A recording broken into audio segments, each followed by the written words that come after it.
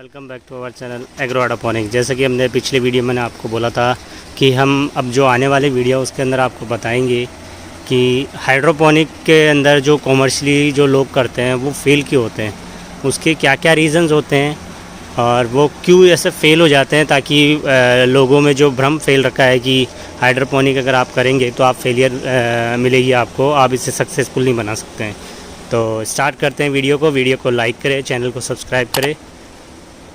सबसे पहला जो कारण होता है हाइड्रोपोनिक को कॉमर्शियल करने में, सबसे जो पहला जो प्रॉब्लम आती है वो होती है कि लोग क्या करते हैं, हाइड्रोपोनिक को बिना किसी प्रैक्टिकल ट्रेनिंग और नॉलेज के इसको स्टार्ट कर देते हैं। हम आपको एक एग्जांपल बताते हैं। हमारे राजस्थान के अंदर नागौर की एक है, जो हमारे एक क्लाइंट थे, उनकी एक फैक्ट्री थी पाइप की। उन्होंने क्या करा, उनके पास उन्होंने जैसे डीएफटी सिस्टम होता है तो पाइप तो उनकी फैक्ट्री है ही, तो उन्होंने क्या करा, इजीली पाइप से उन्होंने डीएफटी सिस्टम बना दिया।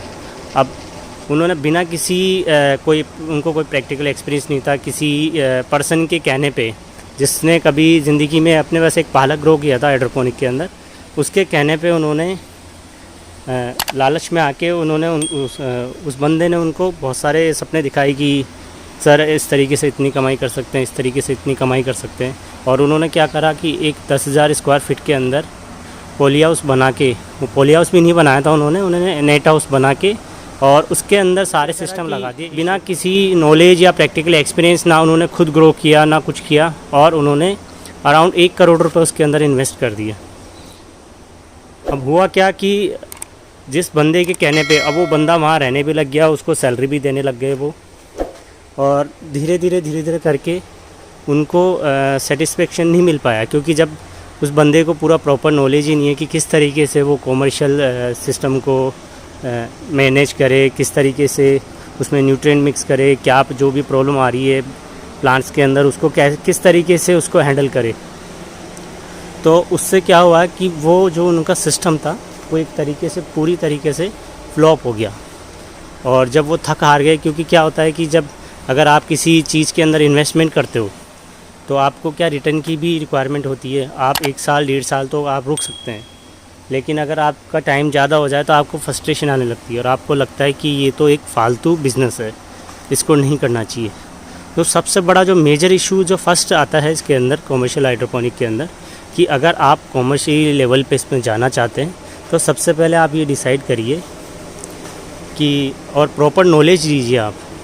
ऐसे नहीं है कि आप ऐसे स्टार्ट कर दिया हो। सबसे पहले आप छोटे लेवल पे एक प्रोजेक्ट बनाइए अपने घर के ऊपर, फिर उसके अंदर अलग अलग टाइप की क्रॉप ग्रो करिए। उससे आपको समझ में आएगा कि किस तरीके से इन क्रॉप को हैंडल करना है, प्लांट को रिक्वायरमेंट होती है, वो सारी चीज़ें आप सीखिए। और जो सबसे बड़ी जो लोग गलती करते हैं वो क्या करते हैं, किसी भी बंदे को हायर कर लेते हैं जिसने हाइड्रोपोनिक के अंदर ग्रो किया है। आप किसी भी बंदे को हायर कीजिए, लेकिन अगर आप बिज़नेस करना चाह रहे हैं, जैसे एक आप एग्जांपल लीजिए, अगर आपने कोई बिज़नेस स्टार्ट किया, कोई फ़ैन सेल करने का बिज़नेस स्टार्ट किया, तो वो बिज़नेस आप खुद स्टार्ट करेंगे ना। हाँ, उसके अंदर आप बंदे रखिए, लेकिन ये नहीं है कि आप सारे जो भी है चीज़ें उस बंदे पे छोड़ दीजिए। क्योंकि देखो, अगर आप किसी बंदे को सैलरी पे रखोगे तो वो बंदा अपनी सैलरी निकालेगा, वो ज़्यादा एफर्ट नहीं लगाएगा। अगर बिज़नेस आपका है तो ध्यान भी आपको ही देना पड़ेगा। जो लोग गलतियाँ क्या करते हैं, वो क्या करते हैं कि लोगों को हायर कर लेते हैं और सारा पैसा वैसा लगा देते हैं।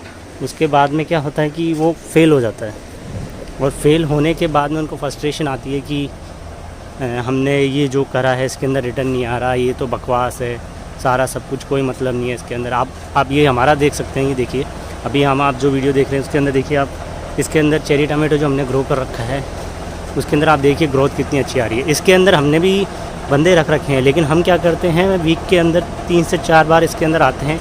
कोई अगर कमी आती है तो हम उनको बताते हैं कि इसके अंदर क्या कमी है, आप उसको किस तरीके से सॉर्ट आउट कर सकते हैं। तो बिज़नेस आपका है तो आपको ही ध्यान देना पड़ेगा, कोई दूसरा और ध्यान नहीं देना पड़ेगा। तो आप सबसे पहले खुद एनालिसिस करिए, खुद सीखिए उस चीज़ों को, उसके बाद ही आप इस पर फोकस करिए। फिर उसके बाद ही आप इसको कॉमर्शियल लेवल पे लेके जाइए।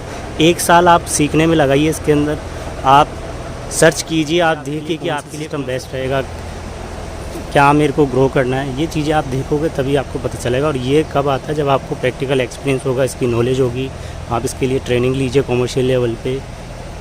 और ट्रेनिंग भी जब आप कॉमर्शियल लेवल पे जाना चाहते हो तो लीजिए, अदरवाइज़ आप हॉबी पर्पज़ के लिए करना चाहते हैं तो आप जो हमारे वीडियो की जो लाइब्रेरी है यूट्यूब के अंदर, उसमें आप जाके देख सकते हैं। उससे भी आप इजीली हॉबी पर्पज़ के लिए आप घरों के लिए इसको ग्रो कर सकते हैं। तो हमने आपको बताया कि सबसे पहला जो रीज़न आता है इसके अंदर वो आता है कि बिना किसी प्रैक्टिकल ट्रेनिंग और नॉलेज के लोग इसको कॉमर्शियल लेवल पे स्टार्ट कर देते हैं, और वो क्या धीरे धीरे फेलियर हो जाता है, क्योंकि उनको पता ही नहीं होता कि कॉस्टिंग कितनी आएगी, और बिना किसी मार्केट रिसर्च करे वो सिस्टम को लगा लेते हैं, ना सिस्टम के बेनिफिट देखते हैं कि कौन सा सिस्टम लगाना चाहिए कौन सा नहीं लगाना चाहिए। तो ये जो रीज़न होता है कि हाइड्रोपोनिक क्यों कॉमर्शियल लेवल पे फेल हो जाता है, उसका मेन रीज़न ये होता है क्योंकि 6 टाइप के सिस्टम होता है हाइड्रोपोनिक के अंदर। अब उसके अंदर से आपके एरिया में कौन सा सिस्टम बेस्ट रहेगा, आप कौन सी क्रॉप ग्रो करना चाहते हैं, ये सब चीज़ें आपको ट्रेनिंग लेने से, प्रैक्टिकल नॉलेज लेने से ही समझ में आएगी।